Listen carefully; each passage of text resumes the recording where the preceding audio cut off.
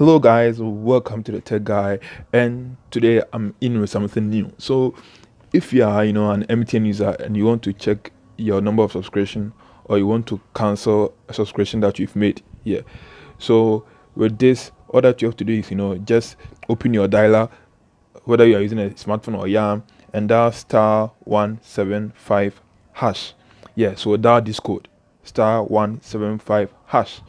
So this will give you the opportunity to cancel any subscription that you've made on MTN. So then you select my subscription. Okay, so you just have to select my subscription one, then you send. So in here you'll be receiving the list of subscription that you've made. So for instance, I've subscribed to the MTN phone book. So let's say I want to unsubscribe. I can just select the particular package that I want to unsubscribe.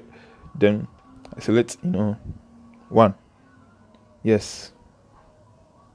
So you realize the activation has been successful. So this is how you do to to deactivate any subscription that you have made.